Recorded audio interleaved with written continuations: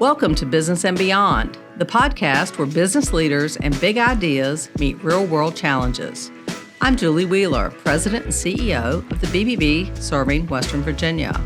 Each episode, we will bring you candid conversations, expert insights, and real-life stories to help you lead with purpose, build trust, and grow your business with confidence.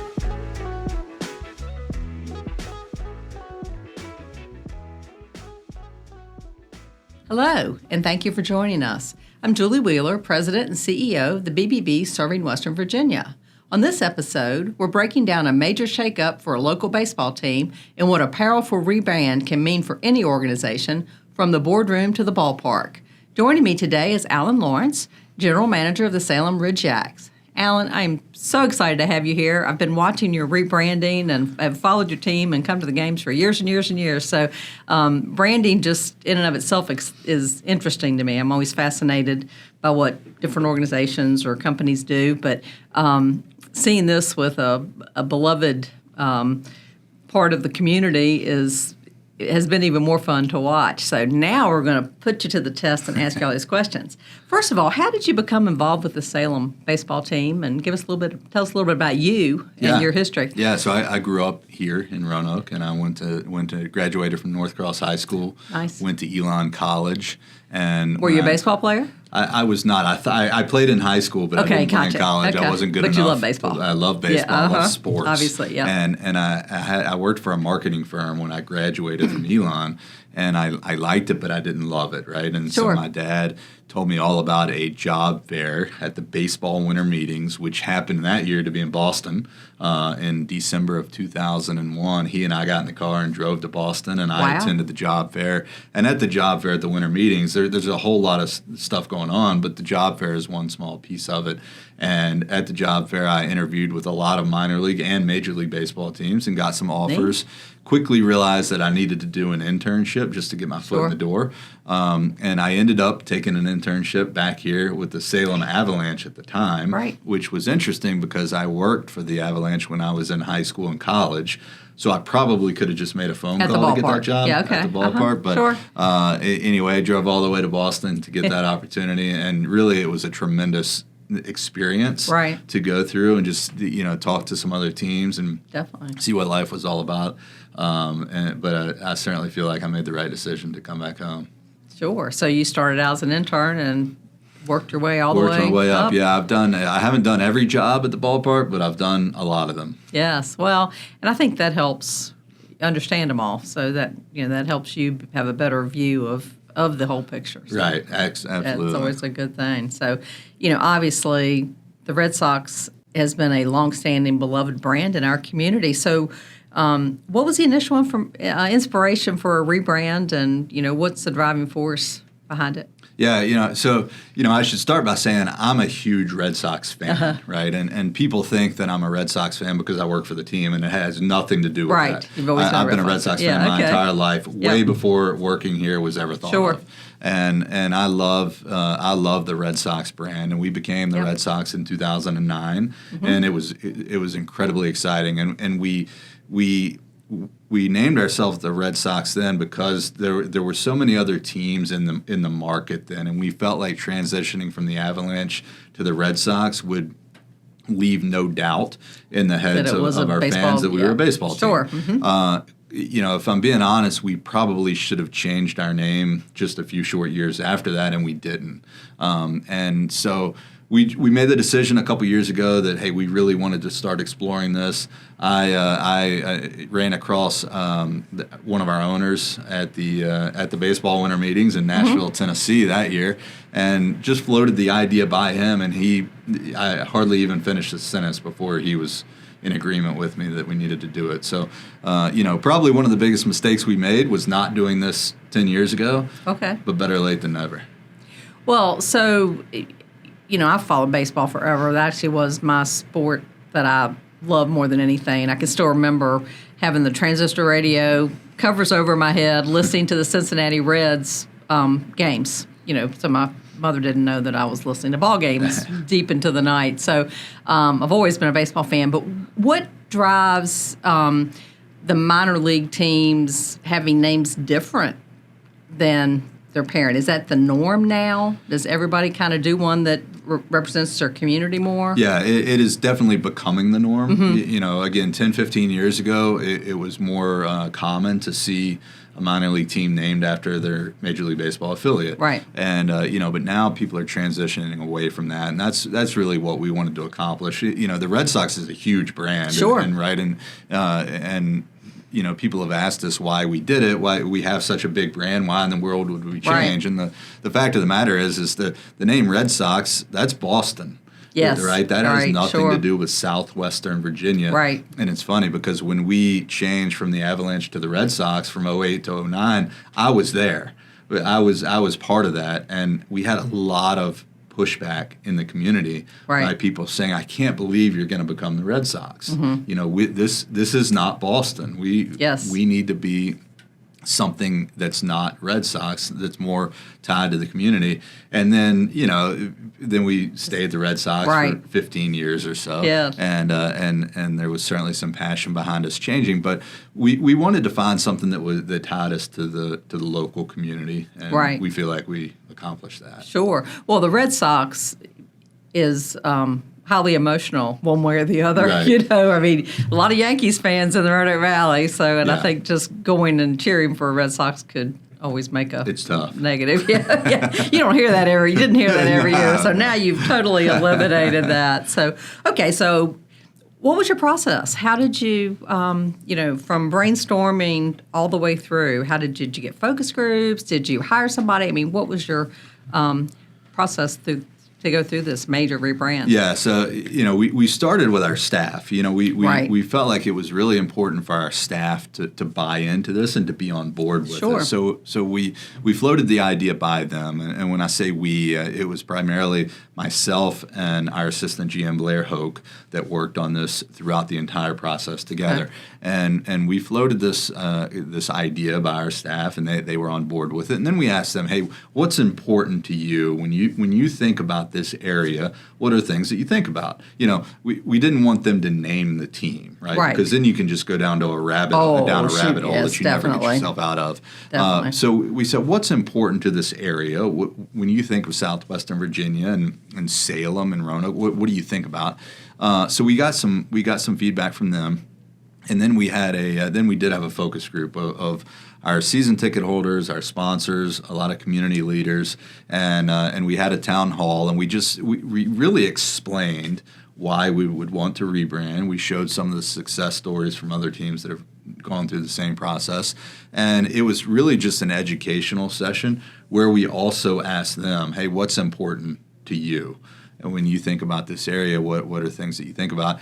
And then we moved to social media, and we started kind of asking some of those same questions on there. So we never really asked. We got suggestions for names, but we never really asked because again, can't win on that one. You can't win, right? Yeah. And so we just wanted to find concepts that were important to people in this region, and then we took all that to a company called Collegiate Licensing Company.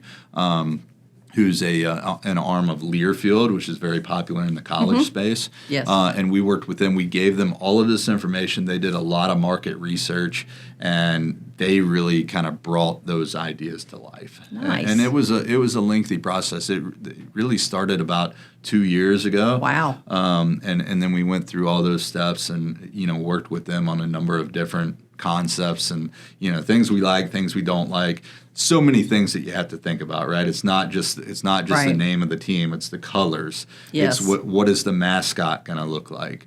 What fun things can you do with the name, and how do you bring that energy and that life to the ballpark and into what we do day in and day out. So many different things to think about, but it was a lot of fun. Well, so tell me about Red Sox. How did we? You told me kind of the process of getting there, but give me the story behind how we landed on that name. So, one of the common themes that we heard, a couple of the common themes, is that, it was never a given that we were going to be Salem. The Salem whatever. That was never a given. We could have been the Southwestern Virginia. We could have been the Blue Ridge. Sure. We probably weren't going to be Roanoke because we're located in Salem. But, Salem, of course, was still an option as well. so one of the common themes that we heard was about the Blue Ridge Mountains, right? And so incorporating ridge, we felt like kind of brought the Blue Ridge into it, and then the other really common theme that we heard was the outdoor recreation, and whether that's canoeing, kayaking, hiking, whatever that looked like, biking. So how do we bring that into the story? And we did that by bringing yaks. You almost every team's got an animal, so we felt it's like easier to do a mascot. That's right. If it's an animal, So we brought the yak in, and we felt like, okay, that's that's short for kayak, and we brought he's in a kayak. Gotcha. And then yak is also slang in baseball for home run.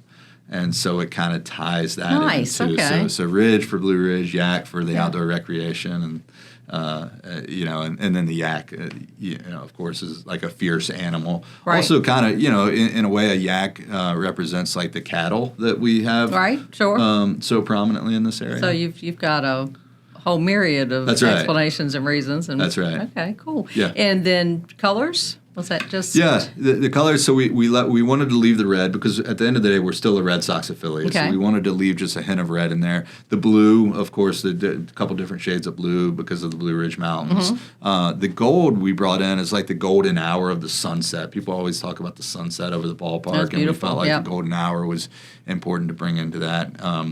There was a reason behind all of the colors. There was little Easter eggs in the logo itself with the mountains and the trees and things like that. So everything was very well thought out. Okay, and you found somebody to make you a red jack suit, and you have a new mascot? We did, yeah. Mac the yak, and Mac has, again, there's thought behind that too. We didn't just, we didn't just sit in a room and say, all right, what rhymes with yak? McAfee's knob. Oh, nice. Is so important. It's one of the most photographed spots on the Appalachian Trail. Yeah. And so we Mac is short for McAfee. Gotcha. And also happens to rhyme with yak. You can't ask for anything more than that, That's can right. you? That's right. Now, do you have little cards that you're giving out or putting on the back of the ticket to explain where it comes from or the program? Or? Yeah, we are going through that, and we've got some space on our website that we've dedicated to that because a lot of people, I think, once people understand the meaning behind it totally changes their viewpoint. Absolutely. Because initially you're going, what are we? We don't have yaks around here, but I guess when you understand the different meanings of yak, it helps. And it's funny because one of the most common things that we've heard is there's no yaks in Salem, and when we explain that, they start to see it more. The fact of the matter is, if you really start thinking about all the things that teams are named throughout the country, you would realize like, oh, geez, there really aren't any Bulls in Chicago or Lions in Detroit. Right. Yeah. People love the Salem Spartans and Salem High School. Yeah. Or the Cave Spring Knights. Yep. Or the Northside Vikings. Sure, it's all about like the power. list goes on and on and on Sure. of things that don't exist in that market, but that's okay. It's interesting that you were able to tie all that stuff together. I mean, it's obviously very well thought out, and the community, positive community feedback. Yeah, I've explained to people there's a lot of passion behind it. Oh, yeah. Right, and we live in a world now that where social media exists, and so transparently, there were a lot of people that didn't like it, and change is hard. Oh yeah. Right, no matter what, we could have named it anything, and there were going to be people out there that push back on it. But the fact of the matter is, I think once we explain it to people and they really understand it, I think they appreciate it, especially the people that are from this market. I think there's some hardcore Boston Red Sox fans that probably don't like it. Right. And we knew going in that not everybody was going to like it. But people are coming around to it. I think, change just takes time. Right. So you announced this in November. Had you given your fans any warning prior to that you were considering or going to be making a branding change? Or Yeah. I think through a combination of things. Of course, we had the town hall event with a lot of fans and community partners. So we explained to them, hey, we're really thinking about this. And then when it started to take shape, we started kind of teasing it on social media just to let fans know that it was going to be coming. And so it wasn't a surprise by any means. Right. So overall reactions been good? Yeah, you've gone through some bumps, I'm sure. There's been as bumps normal. along the road, and it's again, it's the same group of people on social media that they don't like it. Don't like anything. They don't probably. like anything, and they tell us there's still time to change it back. And it's funny because I think we did this at a time where the Cracker Barrel rebranded, and they got so much pushback on social media that they went back. Yeah. And so our announcement was right around the same time as all of that. So there were people that thought that if they push back hard enough on social media, that we might do the same thing. Right. Yeah, a little bit different. A little bit different. Situation. That's right. Yeah, but so you've used social media to roll this out. What else have you done? What other marketing tactics, plans? How have you? Yeah, so a lot of grassroots stuff, really. Just trying to get our mascot out there as much as possible. You going and making appearances? He's making appearances, yeah. And we're still going to have Muggsy, our previous mascot, because people loved Muggsy. Yes. And I think there was a lot of fear that we were going to get rid of Muggsy, and that was never the plan. Our plan the whole time was to keep Muggsy and incorporate him into the script, so to speak. So they'll do stuff together, events together on the field. Yeah, exactly. But we're really trying to get Mac out there, and introduce him. People know Muggsy, but we're trying to get Mac out there. So, a lot of the Christmas parades and any types of appearances. He was at the Guns N' Hoses hockey game this year, and, just trying to get him out to the community as much as possible. The kids love him. Right. Yeah, I'm sure. And that's what's so rewarding to us, is that the kids really, really like Mac. And ultimately, that's what matters. When you think about it, because the kids are the ones that are going to say, come on, I want to go to a game, I want to go to a game. And they're the ones who are going to grow up. So be here. So build that fanhood now. That's right. Go a long way. So Muggsy's still around. Is Muggsy taking Mac around and introducing him to everybody? I think he will be. I think that's the plan. Is like once we get closer to the season, we really just wanted to kind of get Mac out there initially. Right. But I think the plan will be for them to be friends. Yeah. Well, okay. Obviously, we have the Rail Yard Dogs. Do y'all work together on anything? Your seasons are not fighting each other and competing, but it makes sense that you would have some. Mike hadn't gone to a hockey game, has he? He hasn't yet, but he is. Good. The Rail Yard. We have a great relationship with the Rail Yard Dogs, with Mickey and Alexander from their leadership team.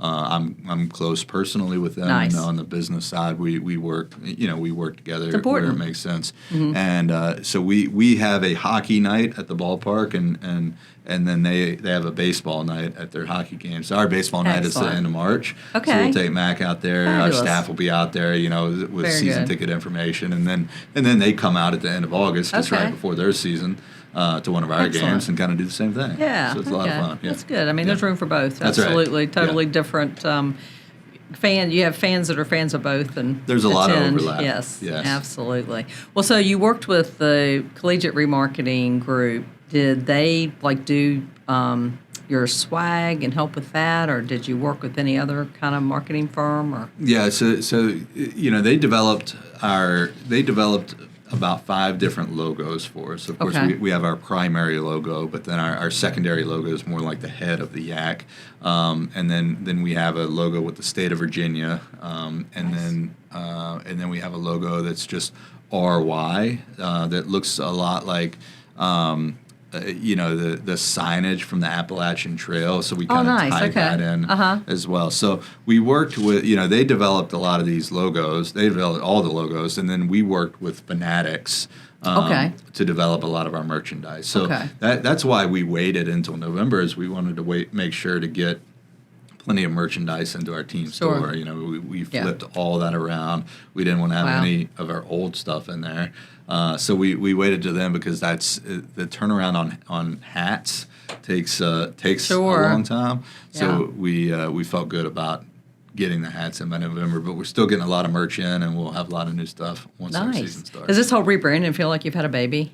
Yeah. Truly. Yes. I always look at huge projects, and you finally feel like at the end of, here's my baby. This is what makes all the hard work worth it, right? It really is. It's exciting, and we've had to, I've been doing this 25 years, but going through this rebrand process, we're finding new things that like even in my 25 years, I've never been through. Yeah, neat. And it's a lot of fun. Oh, absolutely. Yeah. Absolutely. Well, how are you balancing the history and the long-term fans and the heritage with moving forward? I mean, obviously, some of that's kind of a balancing act. Yeah, isn't it? yeah. We're telling people a couple things. At the end of the day, we're still a Red Sox affiliate. Right. We're still going to have Boston Red Sox players, minor league baseball players on the that field. you'll get to see in the majors at some point. And we're still playing baseball.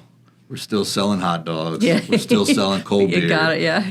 And we're still having fun. Right. And the players are going to have a different name on their jersey, and some of the colors throughout the ballpark are going to be different. But at the end of the day, we're still doing a lot of the same things. And so if there's any hesitation from people, I mean, that's kind of the way that we're explaining it to them. And this opens up a lot of doors for us to get creative. Sure. The name Red Sox, as historic and legendary as that is, it's really difficult to do certain things with the name Red Sox. Right.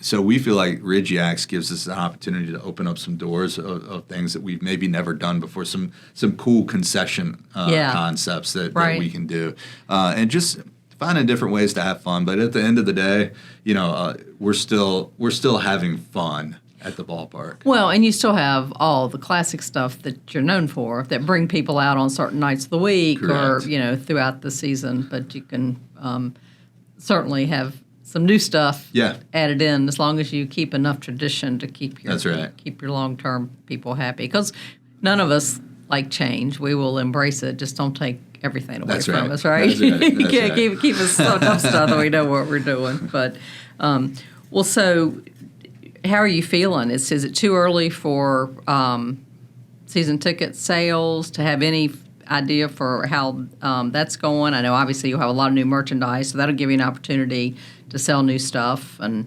are you feeling like it's going to have the right trajectory? Yeah, it definitely has so far. We've been on sale with season tickets since July, so we did see an uptick once we announced the name. We've sold merchandise, I think, now in like 47 states. Oh, very cool. Which is very exciting. Just talking about the things that I kind of had to relearn or train myself on for the first time in my career. That's never been something that we've been used to doing. Sure. They went to Boston. They went to Boston. Mm-hmm. You can get on Amazon or Walmart and buy a Red Sox shirt. Yeah. It might not say Salem Red Sox, but it says Red Sox. Right. And, so to sell merchandise across the country and get some, when we sold a hat in Alaska, I was so excited about that. It's like, wow, this is cool. Like people love minor league baseball logos. Yes, they do. Absolutely. And there's been so many successful rebrands, and I think 5 years from now, people are going to look back at this and they're like, wow, that was a really good smart move, rebrand. Right. How about your community partners? They've been continuing to back you? Yeah, absolutely. Yeah, we've got a great relationship with our partners. Carillion Hospital's our naming rights partner, and they love it. I mean, a lot of it's for the kids. Yes, and absolutely. And so, our partners recognize that, and they. Again, I'm a Red Sox fan. Red Sox is a little stale. When you think about it, when you really think about what Red Sox is, Red Sox are just two garments that you put on your feet, and they're colored red. It's like, wow, that's when you really think think that. Yeah, not a whole lot you can do with that. Not a lot you can do about it. It's like, geez, that's kind of It's his boring. legacy. Yeah. And I've told people recently too. It's like, people that don't necessarily like the name. I tell them, I said, if I had told you 20 years ago that one of the most popular teams now in the world is a team called the Bananas, you would have thought I was crazy. Uh-huh. And now property value is increasing in Savannah because of the Savannah Bananas. Yeah. And, it's just what people get used to. Yeah. And if you can have fun, it's like, absolutely. People understand and then get on board with it. Absolutely. Okay, so postmortem, what was the toughest part of this project?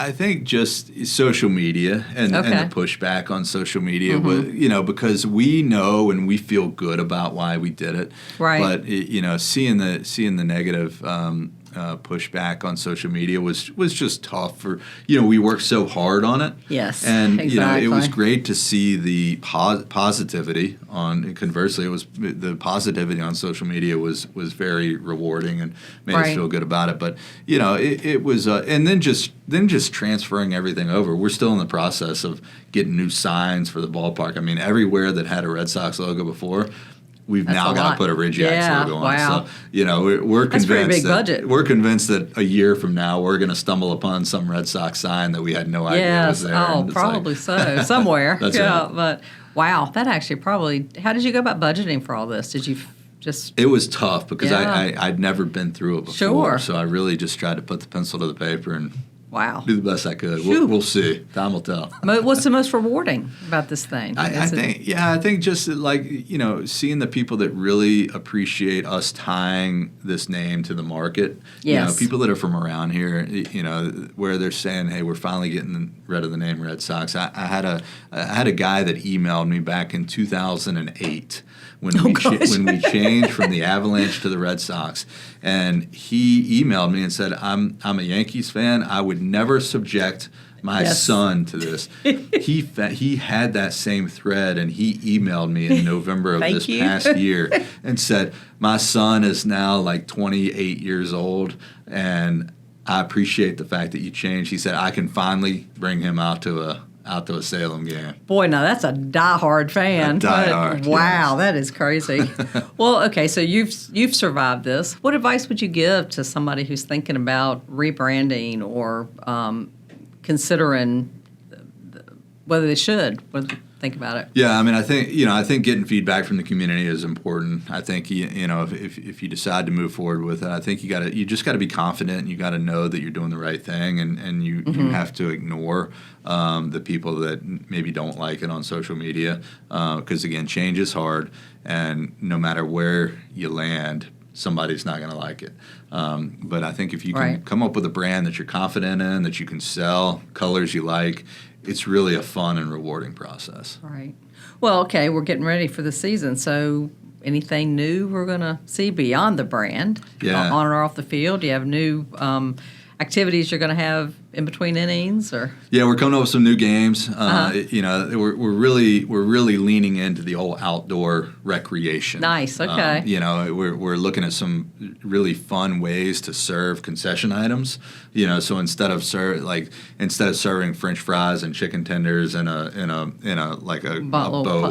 box that you get at the local high school. Maybe? Yeah, we're looking at kayaks. Fun. Serving beer.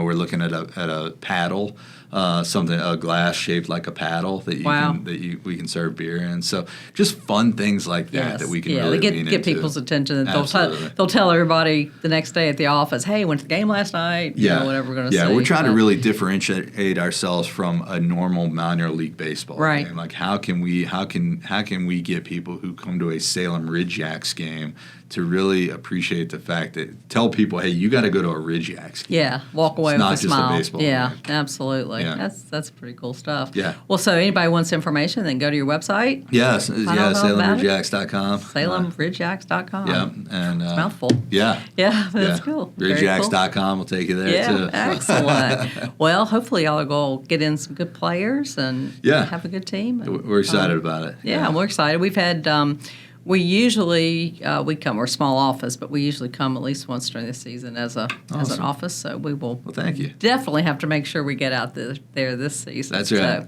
Thank you for your time.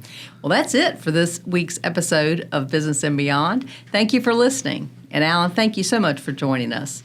If you enjoyed our conversation today, please subscribe so you never miss an episode.